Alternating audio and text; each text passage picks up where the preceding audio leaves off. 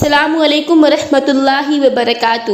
میری پیاری اسلامی بہنوں اور محترم بھائیوں، آج ہم جس موضوع پر بات کرنے جا رہے ہیں وہ کوئی عام بات نہیں، بلکہ ایک ایسا سچ ہے جو بہت سے گھروں کے اندر دفن ہو چکا ہے، ایسا سچ جو بہت سی بیٹیوں کی مسکراہٹ چھین چکا ہے، جو بہت سی عورتوں کی راتوں کی نیند، دل کا سکون اور زندہ رہنے کی امید ختم کر چکا ہے۔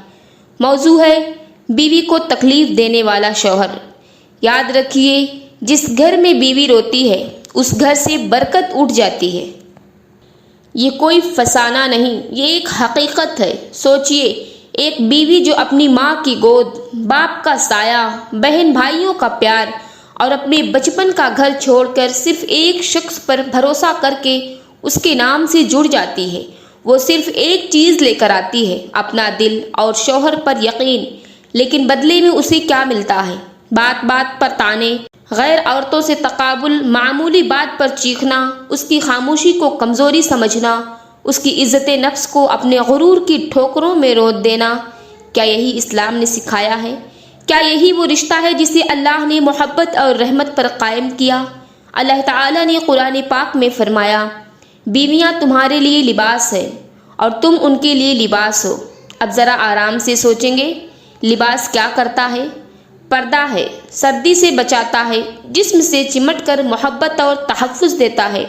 پھر وہ شوہر جو اپنی بیوی کے دل کو زخمی کرے، اس کی عزت کو سب کے سامنے پامال کرے، اس کے آنسوؤں کو معمولی سمجھے، کیا وہ اس بیوی کے لیے لباس ہے یا ایک زخم بن چکا ہے؟ رسول اللہ صلی اللہ علیہ وسلم نے ارشاد فرمایا، تم میں سب سے بہتر وہ شخص ہے جو اپنی بیوی کے ساتھ بہترین سلوک کرے، اور میں تم میں اپنی بیویوں کے ساتھ سب سے بہتر سلوک کرنے والا ہوں۔ تو جو شوہر بیوی کو تکلیف دے، اس پر غصہ کرے، اسے تذلیل کا نشانہ بنائے، وہ نبی پاک صلی اللہ علیہ وسلم کی اس فرمان کے خلاف عمل کر رہا ہے۔ یاد رکھیے، جو نبی پاک صلی اللہ علیہ وسلم کے خلاف عمل کر رہے ہیں اسے کامیابی نہیں ہے، نہ دنیا میں نہ آخرت میں۔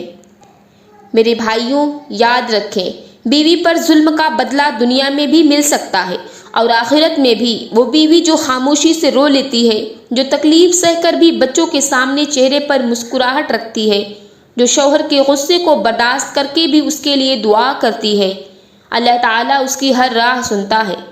اور اے شوہر، اگر تم یہ سمجھتے ہو کہ بیوی کچھ بولتی نہیں تو اسے کچھ محسوس نہیں ہوتا، تو یاد رکھو، اللہ اس کے دل کا حال جاننے والا ہے، اس کے آنسو گنتا ہے، اس کی بے بسی نوٹ کرتا ہے اور تمہارا حساب تیار کر رہا ہوتا ہے۔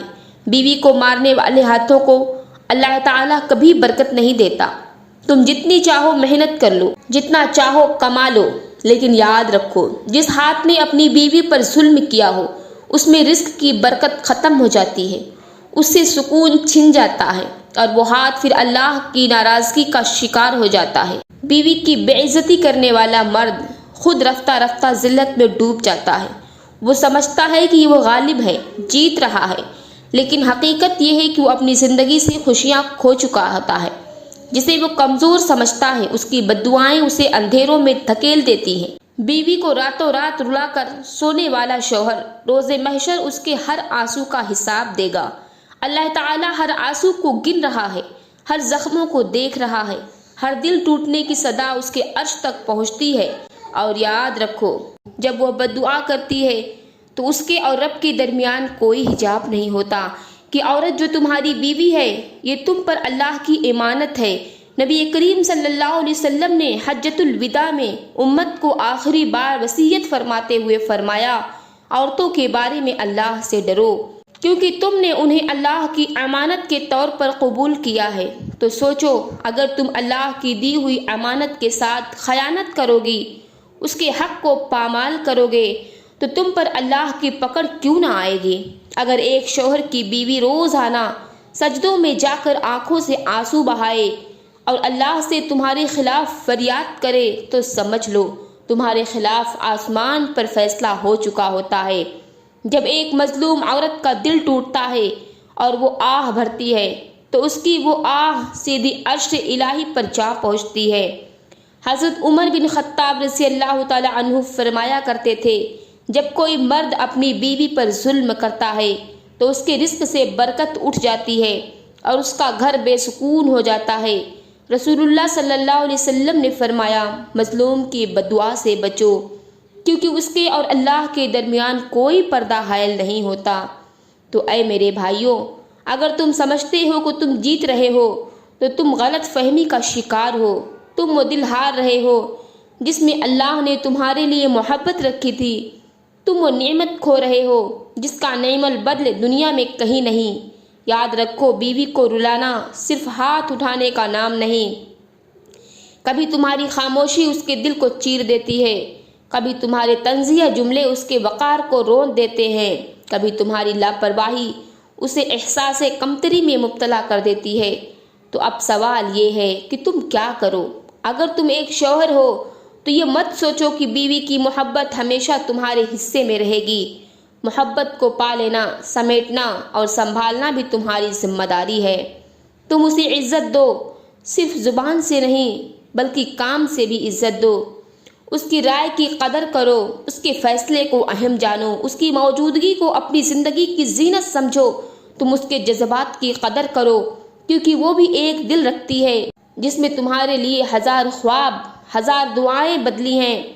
تم اس کی محنت کو سراہا کرو، وہ تمہارے لیے کھانا بناتی ہے، تمہارے کپڑے سنبھالتی ہے، بچوں کی تربیت کرتی ہے یا تمہارا دل خوش کرنے کی کوشش کرتی ہے۔ اس کی ہر کوشش پر دل سے جزاک اللہ کہو۔ تم اس کے ساتھ وقت گزارا کرو۔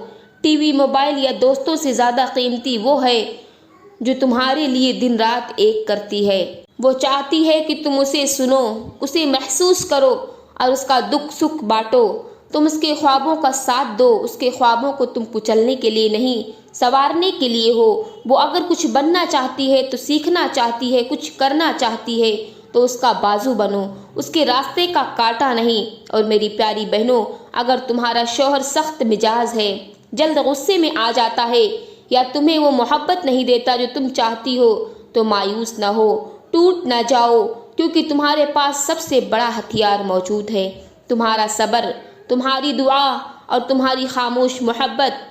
شوہر کو دشمن مت سمجھو، وہ تمہارا ہمسفر ہے، تمہاری دعاؤں کا خواب ہے، وہ تمہاری دعاؤں کا جواب ملا ہے، تمہارے سجدوں میں مانگا ہوا ساتھی ہے۔ اگر وہ بھٹک گیا ہے تو اسے سختی سے نہیں بلکہ نرمی سے واپس لاؤ۔ نصیحت نرمی سے کرو، کیونکہ سخت الفاظ دل بند کر دیتے ہیں اور محبت بھرے الفاظ دل میں راستے کھول دیتے ہیں۔ غلطی دیکھ کر طعنہ نہ دو، تمہارے الفاظ بدل نہیں سکتے مگر تمہارے سجدے اللہ کے فیصلے بدل سکتے ہیں۔ آخر میں صرف اتنا عرض ہے، بیوی وہ نہیں جو صرف ساتھ رہے، بلکہ وہ ہے جو رو کر بھی شوہر کے لیے دعاؤں میں اس کی سلامتی مانگے، اس کے حق میں خیر مانگے، اس کی بخشش مانگے۔ شوہر وہ نہیں جو بس نان نفقہ دے دے، بلکہ وہ ہے جو بیوی کے چہرے پر اداسی دیکھے تو دل سے بے چین ہو جائے اور اپنی دنیا چھوڑ کر اس کا دل جیتنے کی کوشش کرے۔ اور وہ مومن ہے جو اپنے ہر رشتے کو، ہر تعلق کو صرف اللہ کی رضا کے لیے نبھاتا ہے، غرور میں نہ غصے میں بلکہ عاجزی، نرمی اور خلوص میں۔ آخر میں دعا ہے کہ اے میرے اللہ، ہمیں ایسی بیوی بنا دے جو شوہر کے لیے سکون، محبت اور رحمت کا ذریعہ ہو، اور ہمارے شوہر کو ہمارے لیے وفا، نرمی اور عزت دینے والا بنا دے۔ اے ہمارے رب، دلوں کو ایک دوسرے کے لیے محبت، صبر اور برداشت پیدا فرما۔ ہمارے گھر کو ایمان، سکون اور تیری رحمت سے بھر دے۔